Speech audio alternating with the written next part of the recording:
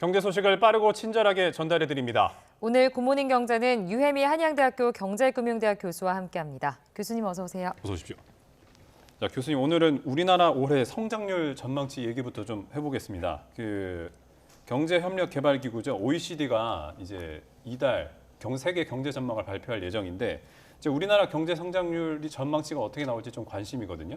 사실 뭐 지난해 11월에는 OECD가 2.3%를 제시했다고 하는데 좀 비슷한 수준으로 나올까요, 교수님?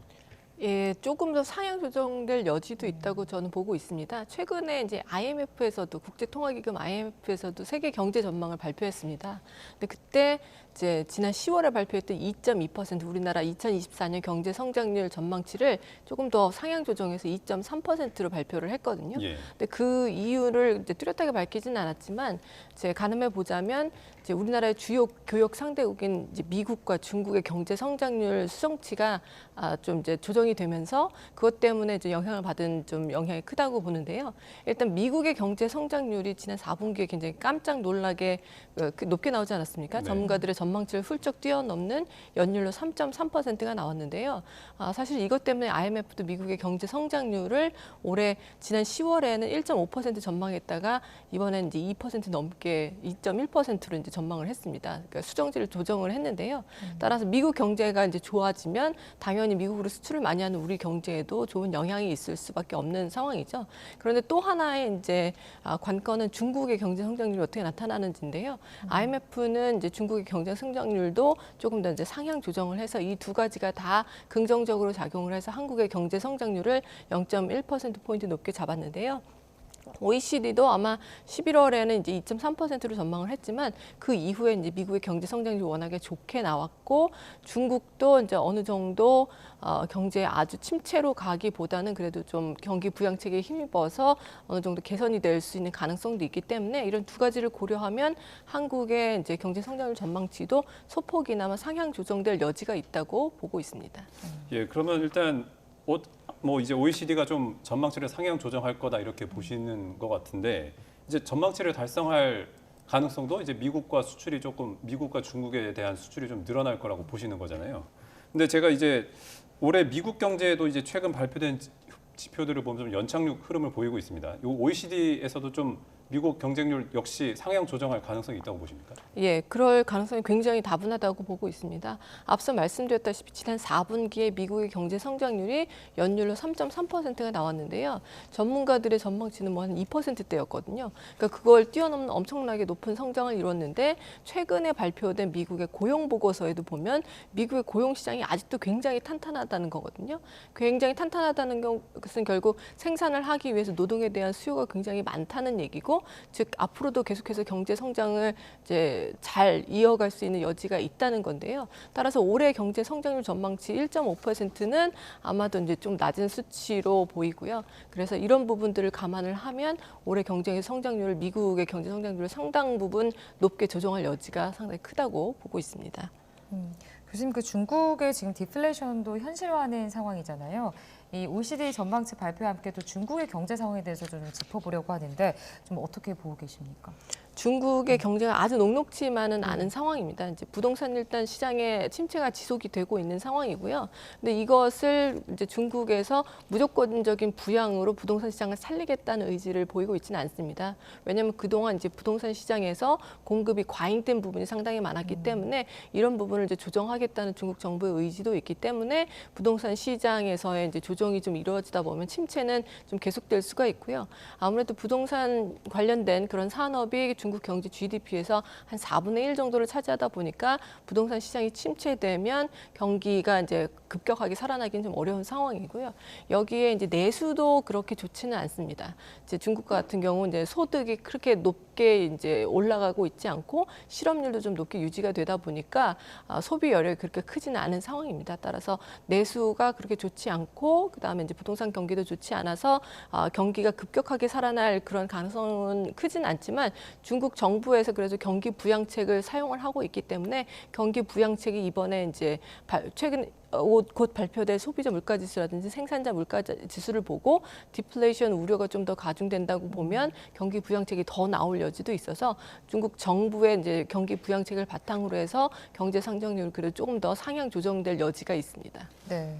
자, 그것과 관련해서 이제 좀 이번 주에 경제 지표들이 좀 발표될 예정인데 제가 좀 궁금한 게 이제 8일에 이 중국 1월 소비자 물가 지수랑 생산자 물가 지수가 좀 나오거든요. 이게 좀 최근에 이제 좀 하락 흐름이었는데 여기서도 만약에 좀 하락세가 보인다 이러면은 그 올해 중국 경제 성장률 전망치라든지 이런 거에서 5%로 좀 아래로 하회할 수 있지 않겠느냐 좀 우려가 드는 게 사실이거든요. 좀 어떻게 보십니까? 교수님? 예, 그렇습니다. IMF랑 이제 OECD도 중국의 경제 성장률을 4%로 이제 예상을 한 바 있습니다. 가장 최근에 발표된 IMF의 이제 경제 성장률 전망치도 4.6%거든요. 즉 5%보다는 이제 못하다는 얘기인데요. 이 중국 경제가 계속해서 빠르게 성장을 해왔지만 최근에 이제 5%도 채 달성하지 못하는 이런 전망이 나오는 이유는 사실은 아주 단기적인 경기 변동 국면 때문만은 아니고요. 사실은 구조적인 문제하고도 연관이 되어 있습니다. 중국 경제가 지금 생산성이 계속해서 지속적으로 하락하는 그런 이제 추세를 보이고 있거든요. 사실 그 동안에는 노동과 자본을 이제 축적을 하면서 양적인 팽창을 해왔는데 이 양적 팽창의 한계에 지금 부딪혀서 계속해서 성장을 하려면 사실 생산성이 향상이 돼야 되는데 생산성 측면에서는 그렇게 향상이 되지 못하고 있는 상황이고요. 최근에 이제 미중 갈등과 같은 그런 이제 상황 때문에 이제 기술 혁신에서 좀 발목이 잡히고 있는 상황이라서 생산성 향상이 좀 더 이제 어려운 시점이고요. 여기에 덧붙여서 우리나라뿐만이 아니라 중국도 고령화가 굉장히 급격합니다. 그래서 급격히 진행되는 고령화 때문에 잠재 성장률이 또 낮아지는 그런 상황이기 때문에 이런 구조적인 그런 문제로 인해서 앞으로도 이제 성장률이 그렇게 높게 계속해서 유지되기는 좀 어려운 상황이다. 그래서 상당한 전환점에 있다라고 볼 수가 있겠습니다. 자, 교수님 증시의 흐름도 좀 짚어보겠습니다. 뭐 미국 증시를 좀 짚어봤을 때 S&P 500 지수, 다우 지수가 계속해서 지금 사상 최고치를 경신하고 있습니다. 뭐 계속 지금 뉴욕 증시 흐름이 좋게 나오고 있는데 좀 이번 주도 뭐 숨고르게 들어갈지 계속해서 좀 상승세를 이어갈지 어떻게 전망하고 계십니까? 사실 주 단위로 이제 증시를 전망하기는 쉽지는 않은데요. 이제 계속해서 뉴욕 증시가 좋은 흐름을 보였기 때문에 잠깐 숨고르기를 하는 가능성도 있다고 보고 있습니다. 근데 미국 증시가 이렇게 좋은 이유는 사실은 이제 좋은 요인과 나쁜 요인이 있는데 이 두 가지 중에서 좋은 요인이 좀 더 압도적인 영향을 발휘하고 있다고 보기 때문인데요. 첫 번째로 이제 나쁜 요인이라고 하면 사실은 미국 경제가 너무 탄탄하고 좋은 것 때문에 금리 인하 시점이 점점 뒤로 밀리고 있는 것. 이것이 사실은 뭐 악재라고 볼 수도 있거든요. 사실 금리가 인하되는 것이 증시에는 좋은 호재인데 금리 인하 시점이 점점 뒤로 밀리다 보니까 그간에 좀 금리가 조기 인하될 거라는 기대 때문에 올랐던 그 주식 가격이 떨어지는 게 아닐까라고 걱정을 했었는데 실제로 빅테크 기업을 중심으로 해서 실적이 너무 좋게 나오다 보니까 오히려 증시는 계속해서 화랑을 보이고 있고요.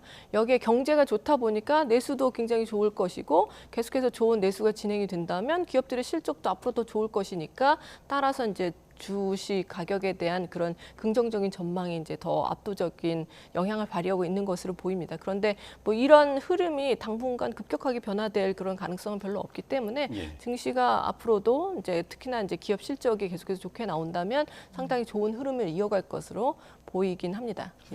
자, 이게 우리 증시 얘기도 안 해볼 수가 없겠는데 뭐 사실 검은 1월이라는 말까지 나오면서 그닥 좋지는 않았거든요.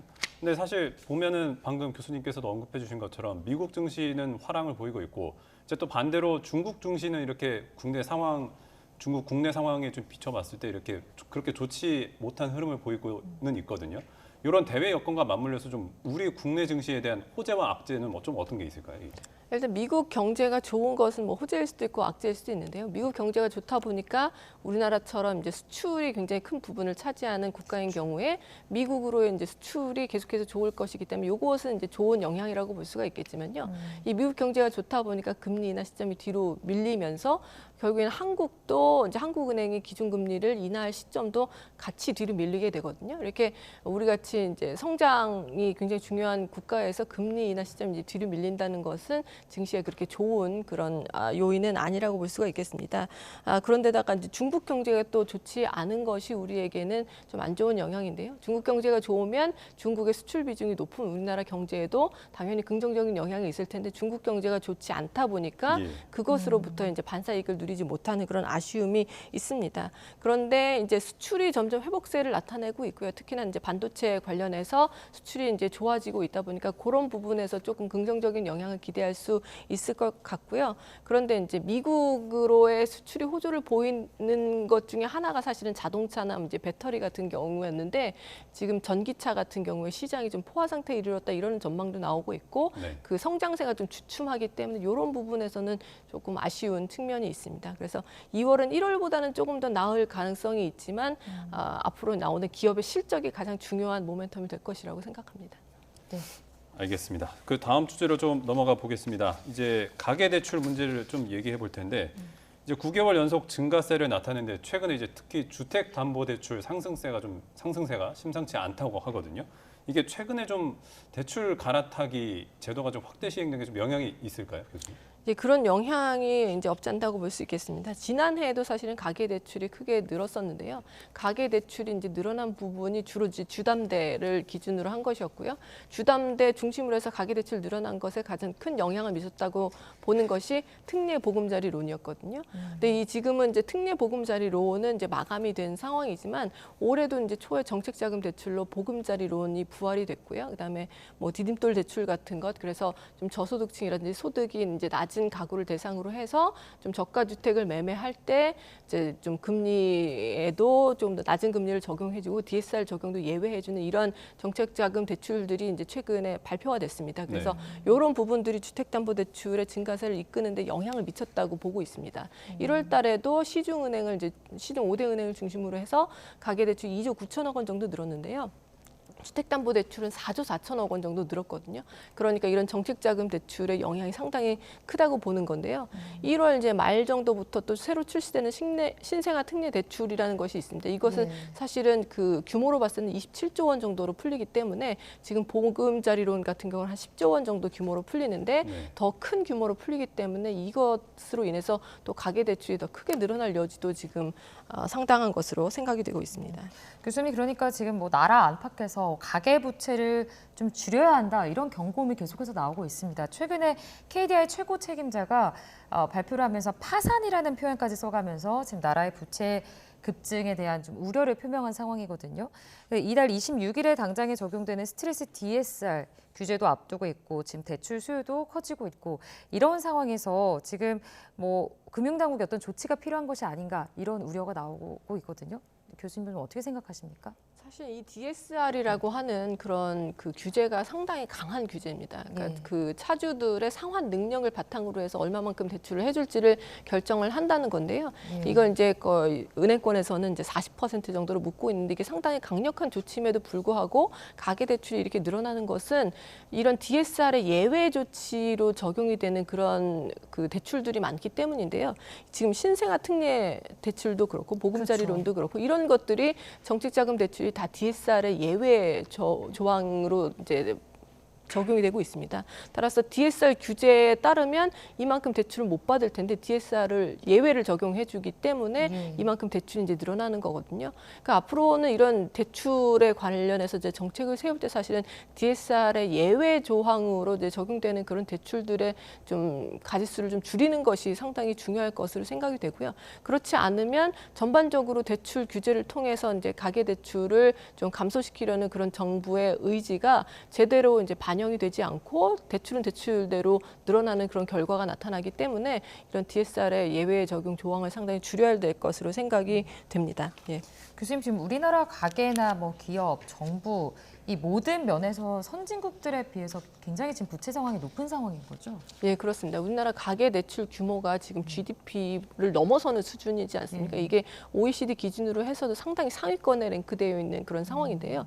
이렇게 이제 가계 대출 근데 퀄리티를 한마디로 보자면 그동안 가계대출 규제가 굉장히 이제 심하게 적용이 되면서 사실은 고신용자 위주로 그다음에 주택담보대출과 같이 담보가 있는 대출 위주로 재편이 됐기 때문에 뭐 연체율도 사실은 이제 장기 평균에 비해서는 좀 낮은 상황이고요. 그래서 이거 자체가 바로 이제 금융 위기로 전이가 된다든지 하는 그런 가능성이 굉장히 낮긴 하지만 이렇게 많은 부채를 계속해서 끌고 가다 보면 결국에 원리금 상환 부담이 크기 때문에 경제가 성장하기에는 굉장히 부담으로 작용을 할 수가 있는 거죠. 그리고 만약에 여태까지 이제 왔었던 그런 것보다 훨씬 더 강한 어떤 외부적인 충격이 온다고 했을 때는 그것 때문에 이제 가계부채가 뇌관이 될 수도 있는 거기 때문에 장기적으로 가계부채를 줄여 나가야 된다는 그런 이제 합의점이 사실은 사회 전체적으로나 이제 정책 당국에도 있는 상황이고요.